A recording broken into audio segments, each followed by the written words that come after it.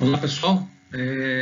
Vamos dar continuidade, então, ao nosso curso de métodos numéricos de previsão de tempo, no assunto tratando sobre como avançar no tempo. Nós estávamos tratando nas aulas passadas e continuaremos nessa aula falando de métodos numéricos para equações diferenciais de primeira ordem. Essa é a quinta parte desse assunto em nosso curso.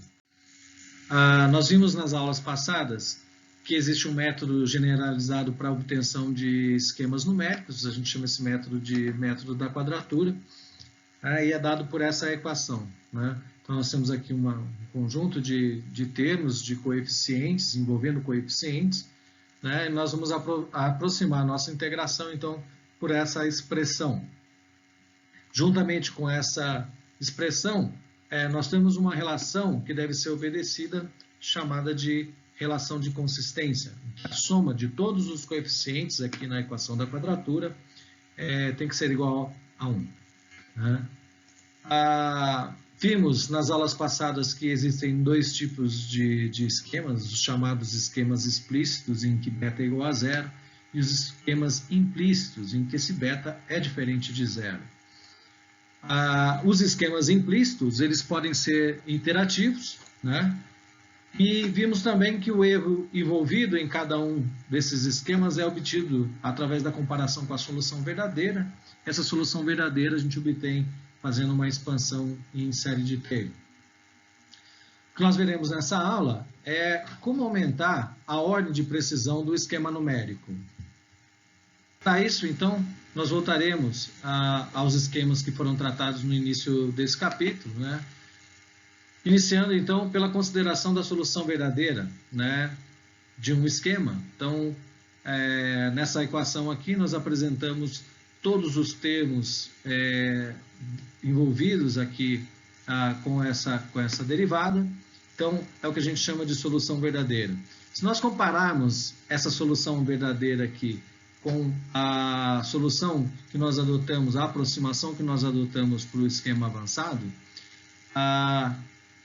que era dada, né, por essa relação. Tem aqui a derivada em t, né, no tempo, em torno do ponto n, vai ser aproximada por essa expressão, q de n mais 1, menos o q de n dividido por ΔT. Vemos que essa diferença é igual, né, se nós compararmos essas duas relações, a diferença vai ser esse termo aqui entre colchetes, né? Esse termo entre colchetes é o que a gente chama de erro de truncamento.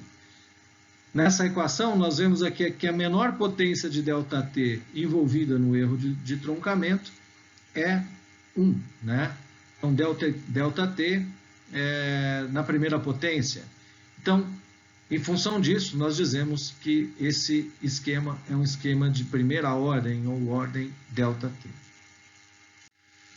A ordem desse esquema ela pode ser aumentada se nós incluirmos nessa aproximação o primeiro termo que existe lá no erro de truncamento, né? Ou seja, se nós incluirmos aqui, dentro dessa expressão, esse primeiro termo, né, do erro de truncamento na nossa aproximação, lembrando que a nossa aproximação é dada aqui pelo esquema avançado. Então, se nós incluirmos esse termo na nossa aproximação, nós chegamos numa outra equação, que também é uma aproximação, né, indicada aqui, mas que contém esse termo envolvendo uma segunda derivada.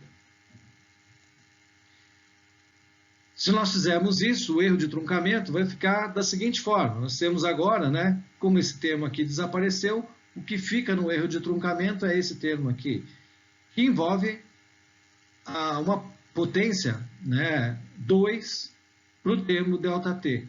Então, dessa forma, como essa é a menor potência de ΔT no erro de truncamento, nós dizemos que esse esquema é um esquema de segunda ordem. Então, o que nós fizemos? Ao incluir esse termo aqui na nossa aproximação, nós tornamos com esse termo, esse esquema numa ordem de precisão maior. Passou de primeira para segunda ordem. Nossa questão agora, então, é que nós temos um termo que envolve a derivada segunda, né? A segunda derivada. E nós não podemos resolver essa derivada de forma contínua. Então, nós temos que também aplicar uma discretização a esse termo, da mesma forma que nós fizemos com as derivadas primeiro. Então, aqui nós temos uma observação. No caso do esquema avançado, as diferenças finitas, elas sempre levam em conta um termo que está à frente, né? Ou seja, se eu estiver tratando de uma derivada em torno do ponto n, eu preciso do ponto n mais 1. Se eu estiver tratando da derivada em torno do ponto n mais 1, eu vou precisar do termo em n mais 2. Isso significa o seguinte: para aumentar a ordem de precisão do nosso esquema, a gente vai precisar de um termo envolvendo aqui dois espaços de tempo. Do ponto de vista matemático, não tem problema nenhum em relação a isso, mas do ponto de vista prático, a gente sempre está interessado em obter o termo imediatamente futuro, quer dizer, termo n mais 1. Né? Então, ao invés de nós tratarmos aqui essa derivada temporal, nós vamos fazer um procedimento aqui que trata de derivadas no espaço. Com relação ao espaço, eu não vou ter problema nenhum, porque se nós considerarmos um modelo global, nós sempre teremos dois vizinhos, seja independente de qual lado nós estamos tratando. Então, não há problema nenhum em considerar os dois termos posteriores, né? Mas no caso temporal, não faz muito sentido nós obtermos dois pontos à frente, né? Então, a gente, ao invés de tratar aqui a derivada temporal, nós vamos tratar apenas da derivada espacial. Então, vamos substituir, né? Ao invés de delta dq dt em torno do ponto n, nós vamos fazer uma derivada tratando dq dx em torno de um ponto j. Então, trocando a derivada no tempo por uma derivada no espaço. O procedimento matemático é exatamente o mesmo, tá? Mas faz mais sentido para a gente, se a gente levar em conta os nossos modelos atmosféricos, fazer esse tratamento no espaço e não no tempo. Para o esquema avançado, veja que para outros esquemas pode ser que faça totalmente sentido, né? Usar dois termos à frente, mas no caso do esquema avançado não faz muito sentido. Então, a gente vai trocar a derivada no tempo pela derivada no espaço. Dessa forma, então, nós temos a mesma coisa, só reescrevi a equação, só que agora trocando a derivada no tempo por uma derivada no espaço. Então, nós ficamos com dq dx em torno do ponto j, sendo aproximado por q de j mais 1 menos qj, dividido por ΔX. Veja que esse é o mesmo esquema avançado, né? Incluindo agora aquele termo envolvendo a derivada segunda. Então, nós temos a derivada segunda em relação a x, em torno do ponto j, vezes ΔX sobre 2. Então, essa é a nossa nova equação que nós vamos tratar. O erro de truncamento, nesse caso, vai ficar, né, só mudando os termos, a forma é a mesma. Derivada terceira de q em relação a x, em torno do ponto j, e aí eu tenho um termo ΔX ao quadrado. Portanto, é a mais baixa potência de ΔX no erro de truncamento. Esse esquema, então, é um esquema de segunda ordem. Tá? Vimos, né, que nessa equação 11, então, existe essa derivada segunda, que é uma derivada contínua, e nós não temos como fazer o tratamento dessa derivada continuamente. Então, assim como foi feito anteriormente, nós vamos discretizar essa derivada. Lembrando que o que é a derivada segunda? Né? A derivada segunda é o quê? É a derivada da derivada primeira. Né? Então, a gente vai aplicar isso nos nossos esquemas. Como? Continuando, né, tratando o esquema avançado, a gente vai fazer a derivada segunda sempre um ponto adiante. Né? Então, como eu estou tratando aqui em torno do ponto j, o que eu vou fazer? A derivada da derivada. Isso aqui é a aproximação que eu vou utilizar para a derivada. Dentro dessa aproximação eu tenho duas derivadas. Uma, como é avançado, em torno do ponto j mais 1 e outra em torno do ponto j. Então essa é a equação que a gente vai trabalhar. O que eu preciso fazer agora é resolver então esses dois termos, essas duas derivadas. E isso a gente já sabe como fazer, nós já fizemos anteriormente.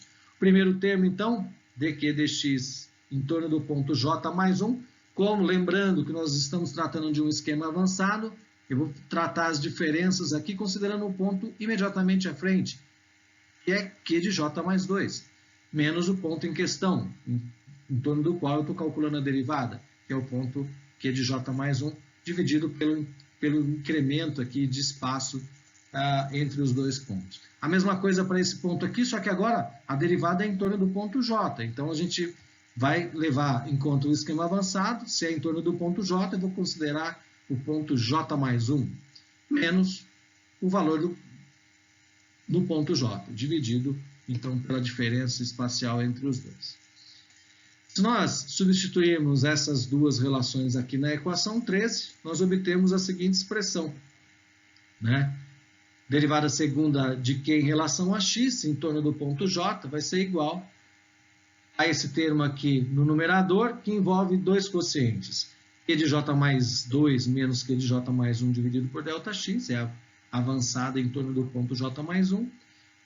E Q de J mais 1 menos Q de J, que é a diferença avançada em torno do ponto J. Tudo isso dividido por ΔX. Resolvendo isso, chegamos na seguinte expressão. Q de J mais 2 menos 2 vezes Q de J mais 1 mais Q de J dividido por ΔX ao quadrado. Muito bem. Então, se nós considerarmos essa expressão, o que acontece? Se substituirmos essa expressão 14 aqui no termo 11, nós chegamos, né, nessa aproximação aqui, simplificando o ΔX ao quadrado com o ΔX sobre 2 aqui, né, fazendo essa operação, nós obtemos essa relação.